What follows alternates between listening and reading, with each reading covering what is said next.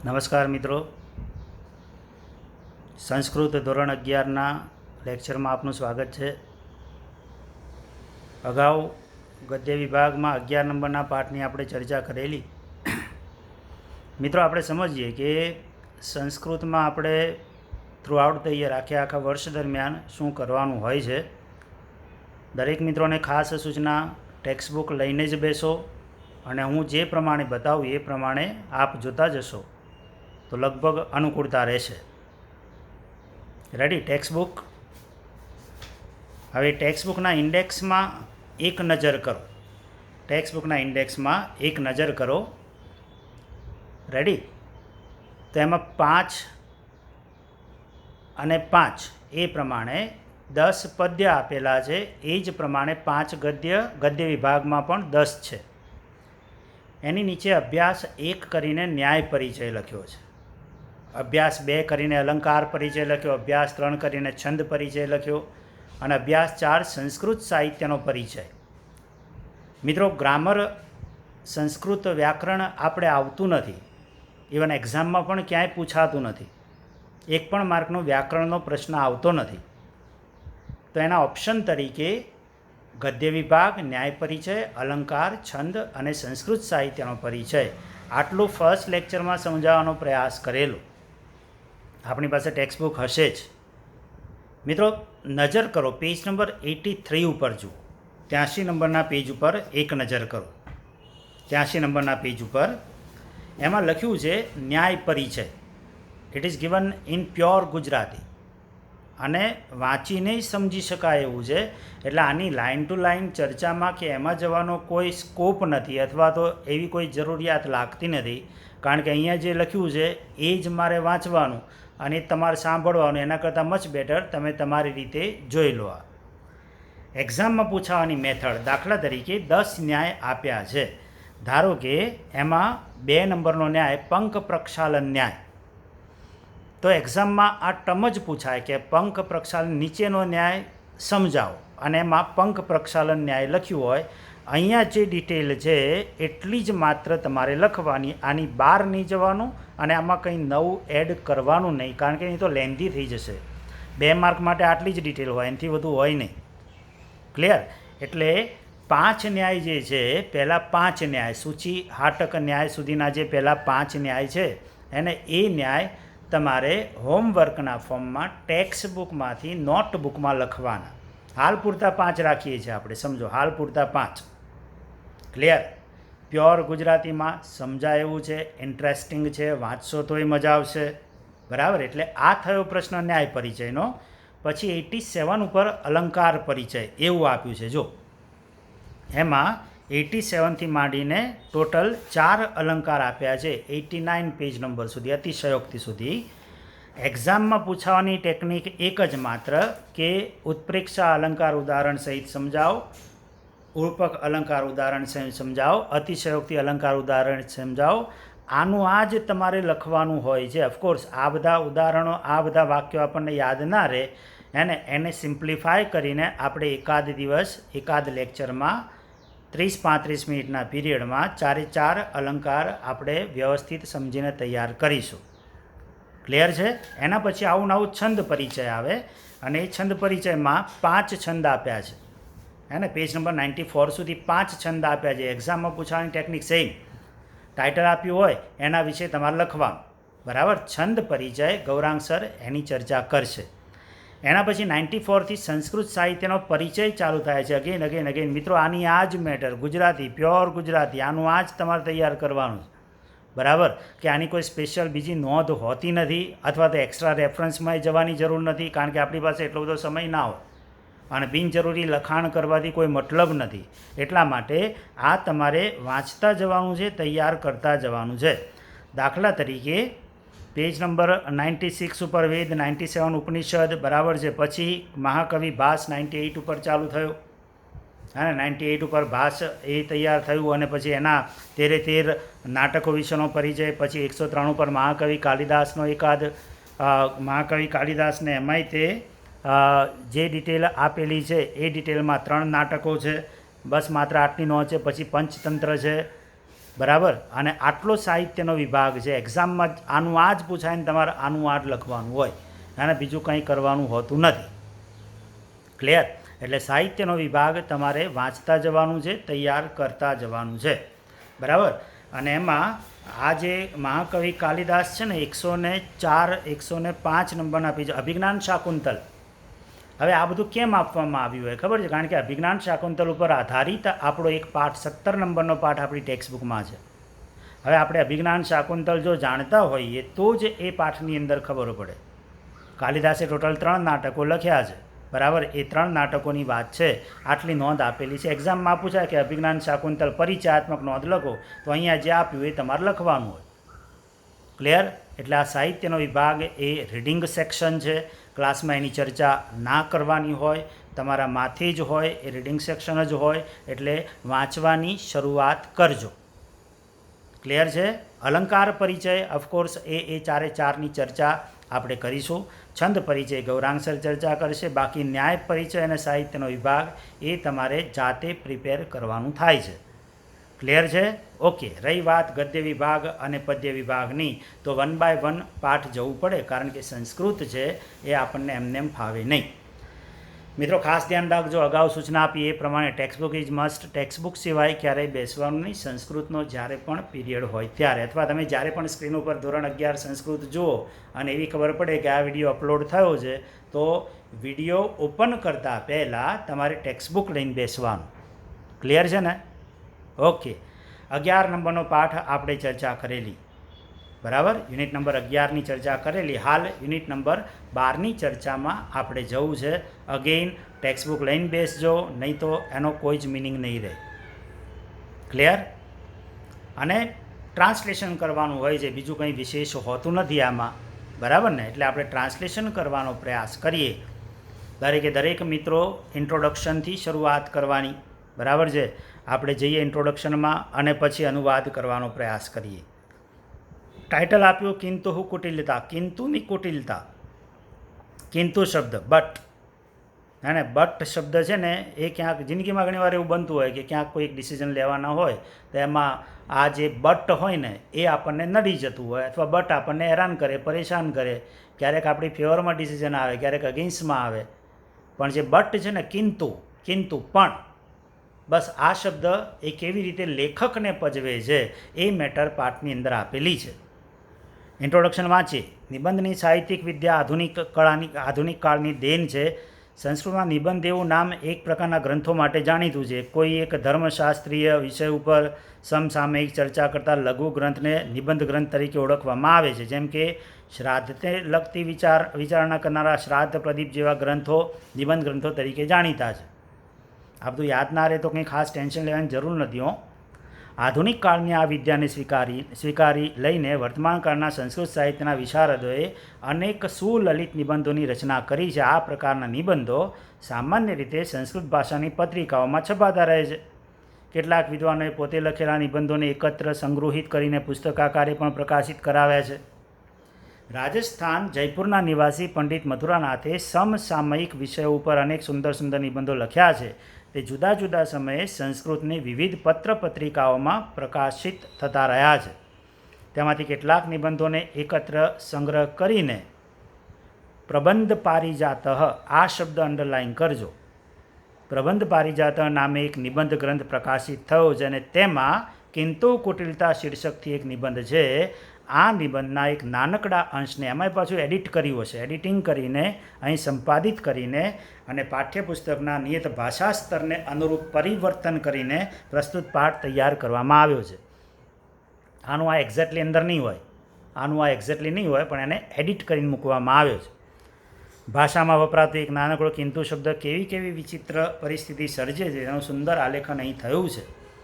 ક્યારેક અનુકૂળ પરિસ્થિતિ માણસના મનને પુલકિત કરી મૂકતી હોય છે.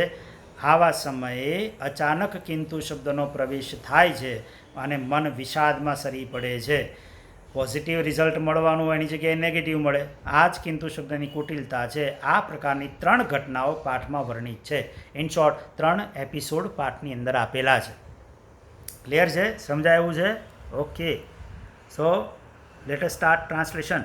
અને ટ્રાન્સલેશન કરવાની શરૂઆત કરીએ. સિમ્પલ છે.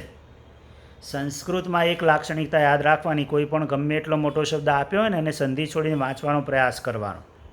મોસ્ટલી એનું એ જ ટ્રાન્સલેશન થતું હોય. ક્યાંક વળી એકાદ બે એવા કોઈ શબ્દો હોય કે જેનું ટ્રાન્સલેશન આપણે વિચારવું પડતું હોય. સરળ છે, એકદમ સરળ. જો હું તમને બતાવું, ધ્યાન આપજો દરેક જણ. ફર્સ્ટ લાઈન, હું સંસ્કૃત વાંચું, ગુજરાતી તમને આવડવાનું છે, કન્ફર્મ છે, રાઈટ. જીવનસ્ય વિવિધ ક્ષેત્રે અહમ કિંતુ કુટિલતામ અન્વભવમ. જીવનસ્ય વિવિધ ક્ષેત્રે અહમ કિંતુ કુટિલતામ અન્વભવમ. બોલો આવડે એવું છે. શું થાય? જીવનના વિવિધ ક્ષેત્રમાં અહમ એટલે મેં કિંતુની કુટિલતાનો અનુભવ કર્યો છે. મમ જીવને ઘટિતાસુ ઘટનાસુ. યસ, મારા જીવનમાં ઘટેલી ઘટનાઓમાંથી દ્વિહિત્રાહા 2-3 દ્વિહિત્રાહા ઘટના અત્ર વર્ણયામી. 2-3 ઘટનાનું અહીં વર્ણન કરું છું. ક્લિયર? એમ કરીને 3 એપિસોડ આપ્યા છે. સિમ્પલ છે ને? દરેક જણ ટેક્સ્ટબુકમાં જોતા જવાનું કમ્પલસરી. રેડી? ચલો જોઈએ કઈ 2-3 ઘટના. એકવાર રાજ્યતઃ લબ્ધાયા, રાજ્ય તરફથી મળેલી મમ ભૂમિ અભિયોગ, મારી જમીનનો એને અભિયોગ એટલે કેસ.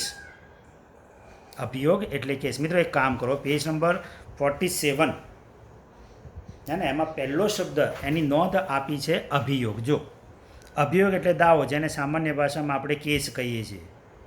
સામાન્ય રીતે દાવા 2 પ્રકારના હોય, દીવાની સિવિલ અને ફોજદારી ક્રિમિનલ. એકને સિવિલ કહેવાય, એકને ક્રિમિનલ કહેવાય. કેસ જનરલી 2 પ્રકારના હોય. જમીન, ભાગ બટાઈ, હક વગેરેના દાવાઓને દીવાની દાવા કહેવાય. જ્યારે હત્યા, મારપીટ વગેરે દાવાઓને ફોજદારી દાવા કહેવાય. જ્યારે વ્યક્તિને પરસ્પર સમજૂતીથી પ્રશ્નનો નિકાલ થતો દેખાતો નથી ત્યારે તે ન્યાયાલયનો આશરો લે છે. કોર્ટે ચડે બધા. ન્યાયાધીશ બંને પક્ષોને સાંભળીને સાક્ષી અને પુરાવાના આધારે કાયદાની જોગવાઈ અનુસાર પ્રશ્નોનો નિકાલ કરે છે. રૂલ્સ રેગ્યુલેશન પ્રમાણે અને જે તે કેસને સોલ્વ કરવાનો પ્રયાસ કરે. બરાબર? અભિયોગ એટલે દાવો અથવા તો કેસ. શ્યોર છે ને? ઓકે. એ શબ્દ આપણને અહીંયા મળેલો.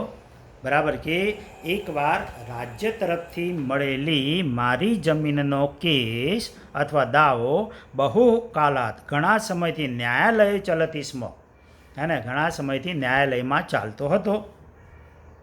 સમજાયું છે મિત્રો? Very much simple, straight forward છે. જો બરાબર. એનાથી આગળ, મમ પક્ષાત સર્વાણી અપી આવશ્યકાની પ્રમાણાની, મારા પક્ષ તરફથી બધા જ જરૂરી પ્રમાણો એટલે આધારો અથવા પુરાવાઓ યથાકાલમ દત્તાની યોગ્ય સમયે આપી દેવામાં આવ્યા હતા. સાક્ષીજના નામ સાક્ષ્યમ અપી, સાક્ષીજનોની સાક્ષ્ય એટલે જુબાની, સાક્ષીજનોની જુબાની પણ મત પક્ષે સંભવત, મારી તરફેણમાં થઈ હતી, મારા પક્ષમાં થઈ હતી. યત કે સા ભૂમિ, આ જમીન, અસ્મદીયાના વંશજના નામ, અમારા વંશજોના અધિકારે વર્તતે, અમારા વંશજોના અધિકારની છે. વારસામાં મળ્યું હોય ને એની વાત છે. અમારા વંશજોના અધિકારની છે. વાકીલે નપી, વકીલે પણ મહ્યમ અભયમ દત્તમ, વકીલે પણ મહ્યમ એટલે મને, અભયમ દત્તમ અભય વચન આપ્યું હતું. યત કે પ્રમાણાનામ બલેન, કે પુરાવાઓના બળથી, ઇયમ ભૂમિમ આ જમીન, અવશ્યમ ચોક્કસ, ભવદ અધિકાર ભુક્તા ભવિષ્યતિ, ભવદ એટલે તમારા અધિકાર વડે ભોગવાયેલી બનશે. વકીલે પણ મને અભય વચન આપ્યું હતું કે પ્રમાણોના બળથી, હા, પ્રમાણામાં બલેન, ઇયમ ભૂમિમ આ જમીન, અવશ્યમ ભવદ અધિકાર ભુક્તા ભવિષ્યતિ, તમારા અધિકાર વડે ભોગવાયેલી બનશે. સમજાયું છે ને મિત્રો? જીવનના વિવિધ ક્ષેત્રમાં મેં કિંતુ શબ્દની કુટિલતાનો અનુભવ કર્યો છે. મારા જીવનમાં ઘટેલી 2-3 ઘટનાઓનું અહીં વર્ણન કરું છું. એકવાર રાજ્ય તરફથી લબ્ધ એટલે મળેલી, અને એકવાર રાજ્ય તરફથી મળેલી મારી જમીનનો કેસ ઘણા સમય બાદ ન્યાયાલયમાં ચાલતો હતો. મારા પક્ષ તરફથી બધા જ જરૂરી પ્રમાણો અથવા પુરાવાઓ યોગ્ય સમયે દત્તાની આપી દેવામાં આવ્યા હતા. યથાકાલમ, સાક્ષીજનોની જુબાની પણ મત પક્ષે સંભવત મારા પક્ષમાં થઈ હતી કે આ ભૂમિ અમારા વંશજોના અધિકારવાળી છે.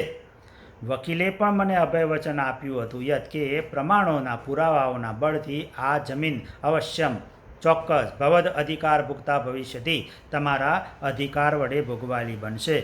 ભવદ અધિકાર ભુક્તા હે ને, એની નોંધ પેજ નંબર 46 ઉપર અધિકાર ભોગતા જો દેખાય છે. અધિકારથી ભોગવાયેલી ભૂમિને અધિકાર ભોગતા કહેવાય છે. સ્મૃતિ ગ્રંથો અનુસાર અને કેટલેક અંશે વર્તમાન કાયદાઓ અનુસાર જે જમીન અમુક વર્ષો સુધી કોઈ વ્યક્તિ ખેડે છે અને તેનો માલિક તેના પ્રત્યે વાંધો લે નહીં, તો તે જમીન ભોગવટો ધરાવનારના અધિકારમાં આવી જાય છે. થોડા વર્ષો પહેલાં ખેડે તેની જમીન એ નિયમ અનુસાર હજારો ખેડૂતોને આ પ્રકારે જમીન પ્રાપ્ત થઈ હતી. તમારા અધિકાર વડે ભોગવાયેલી એને અધિકાર ભોગતા કહેવાય. ક્લિયર? આટલે સુધી પરફેક્ટ છે ને? એનાથી આગળ ચલો. અસ્ય અભિયોગસ્ય ભાગ્ય નિર્ણય. બોલો બોલો બોલો બોલો. આ અભિયોગના ભાગ્યનો નિર્ણય, આ કેસના ભાગ્યનો નિર્ણય અધ્યાસિતા આ જે હતો, ન્યાયાધીશ નિર્ણય અકથયત, ન્યાયાધીશે નિર્ણય કહ્યો, વયમ પશ્યામહ અમે જોઈએ છીએ, યત કે અભિયુક્તો પક્ષાત આવશ્યકાની સર્વાણી એવ પ્રમાણાની. અભિયુક્તુ એટલે વાદી.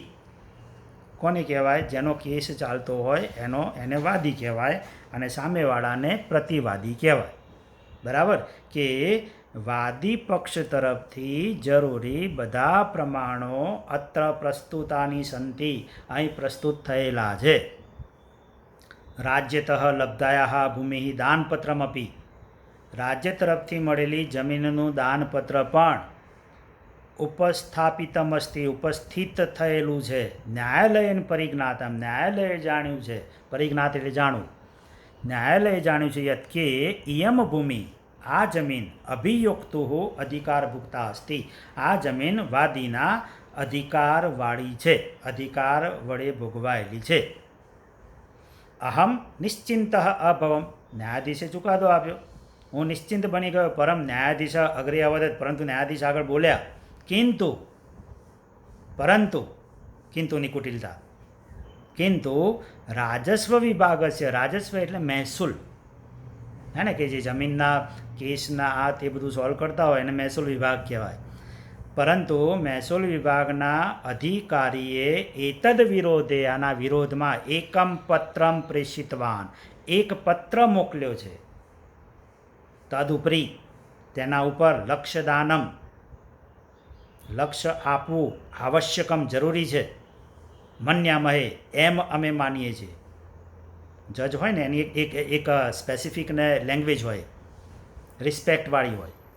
એમ અમે માનીએ છીએ, એમ હું માનું છું એમ નહીં, એમ અમે માનીએ છીએ. અતઃ આથી સંપ્રતિ અત્યારે ન્યાય સ્થગિત આથી અત્યારે ન્યાય સ્થગિત કરવામાં આવે છે. મદિયા ચિંતા ગતાપી મદિયા ગતાપી ચિંતા મારી ગયેલી ચિંતા પુનઃ આગતા ફરી પાછી આવી. ન્યાયાધીશસ્ય સ કિંતુ કુંત ન્યાયાધીશનો તે કિંતુરૂપી કુંત એટલે કાંટો. ન્યાયાધીશનો તે કિંતુરૂપી કાંટો મમ અંતઃકરણમ મારા અંતઃકરણને અદ્ય અપી આજે પણ સમંતાત ફ્રોમ ઓલ ધ સાઇડ ચારે બાજુથી કૃંતતી એટલે કોરી ખાય છે. ન્યાયાધીશનો તે કિંતુરૂપી કાંટો મારા અંતઃકરણને આજે પણ ચારે બાજુથી કોરી ખાય છે. ચ અપરમ અને વળી ચ અપરમ અનેન કિંતુ શબ્દેન અને વળી આ કિંતુ શબ્દ વડે આનંદસ્ય અનુભવ પ્રસંગે આનંદ અનુભવના પ્રસંગે અહમ એટલે મેં નિતાંતમ એટલે સતત અનુતામ અપી અનુભવમ હે ને, સતત અનુતાપ એટલે ચિંતા. બરાબર? આનંદ અનુભવના પ્રસંગે મેં સતત ચિંતાનો અનુભવ કર્યો છે. 3 ઘટનાઓ છે મિત્રો. એમાંની પહેલી ઘટના અને લેખક સાથે ઘટેલી 3 ઘટનાઓ કે એમને કિંતુ શબ્દ કેવી રીતે પરેશાન કરે છે એની પહેલી ઘટના આટલે સુધી આપણે જોઈ. મિત્રો એકવાર ફરી ટ્રાન્સલેશન કરી જઈએ. જીવનના વિવિધ ક્ષેત્રોમાં મેં કિંતુ શબ્દની કુટિલતાનો અનુભવ કર્યો છે. મારા જીવનમાં બનેલી ઘટેલી 2-3 ઘટનાઓનું હું અહીં વર્ણન કરું છું. મારા જીવનમાં ઘટેલી ઘટનાઓમાંથી 2-3 ઘટનાનું અહીં વર્ણન કરું છું. એકવાર રાજ્ય તરફથી મળેલી મારી જમીનનો કેસ ઘણા સમય બાદ ન્યાયાલયમાં ચાલતો હતો. મારા પક્ષ તરફથી બધા જ જરૂરી પ્રમાણો અથવા આધારો યોગ્ય સમયે આપી દેવામાં આવ્યા હતા. સાક્ષી લોકોની જુબાની પણ મારા પક્ષમાં થઈ હતી કે આ ભૂમિ, આ જમીન અમારા વંશજોના અધિકારવાળી છે. વકીલે પણ મને અભયવચન આપ્યું હતું કે પુરાવાઓના બળથી આ જમીન અવશ્ય ચોક્કસ તમારા અધિકાર વડે ભોગવાયેલી બનશે. આ કેસના ભાગ્યનો નિર્ણય આજે હતો. ન્યાયાધીશે નિર્ણય કહ્યો. અમે જોઈએ છીએ કે વાદી તરફ ફરી અગેઇન અભિયુક્ત એટલે વાદી પક્ષ તરફથી જરૂરી બધા પ્રમાણપત્રો અહીં પ્રસ્તુત કરવામાં આવ્યા છે. રાજ્ય તરફથી મળેલી જમીનનું દાનપત્ર પણ ઉપસ્થિત થયેલું છે. ન્યાયાલયે જાણ્યું છે કે આ જમીન વાદીના અધિકાર વડે ભોગવાયેલી છે. હું નિશ્ચિંત બની ગયો. પરંતુ ન્યાયાધીશે આગળ કહ્યું, પરંતુ રાજસ્વ એટલે મહેસૂલ, પરંતુ મહેસૂલ વિભાગના અધિકારીએ આના વિરોધમાં એક પત્ર પ્રેષિત કરવું એટલે મોકલવું અને મોકલ્યો છે. તેના ઉપર પણ લક્ષ્ય આપવું આવશ્યક છે એમ અમે માનીએ છીએ. આથી અત્યારે ન્યાય સ્થગિત કરવામાં આવે છે. મદિયા ગતાપી ચિંતા પુનઃ આગતા, મારી ગયેલી ચિંતા ફરી પાછી આવી. ન્યાયાધીશનો તે કિંતુરૂપી કાંટો મારા અંતઃકરણને આજે પણ ચારે બાજુથી કોતરી રહ્યો છે. અને વળી આ કિંતુ શબ્દ વડે આનંદ અનુભવવાના પ્રસંગે મેં નિતાંતમ એટલે સતત, અનુતામ અપી અનુભવમ એટલે ચિંતાનો અનુભવ કર્યો છે. મિત્રો આટલે અટકી જઈએ. બાકીના જે 2 એપિસોડ છે એની ચર્ચા નેક્સ્ટ પીરિયડમાં કરીએ. ચલો જતાં એક કામ કરીએ, બરાબર, વિડીયો પૂરો થાય એ પહેલાં એક કામ કરીએ. કિંતુ કુંતઃ આ શબ્દની નોંધ વાંચીએ. કિંતુ શબ્દરૂપી સૂળ ભાલો, અને ભાલો આ પાઠમાં લેખક પોતાના જીવનમાં કિંતુ શબ્દે સર્જેલી વમળોનું વર્ણન કરે છે. અમુક પરિસ્થિતિમાં માણસની અનુકૂળતા મુજબ બધું ચાલ્યા કરતું હોય છે. આથી માણસને સુખ અનુભવાતું હોય છે. આવા સમયે ક્યારેક કિંતુ શબ્દથી પ્રારંભ થતું વિધાન સાંભળવાનું બને છે અને પરિસ્થિતિ એકદમ બદલાઈ જાય છે. આ બાબત હવે માણસને ભાલો ભોંકાયો હોય તેવો અહેસાસ કરાવે.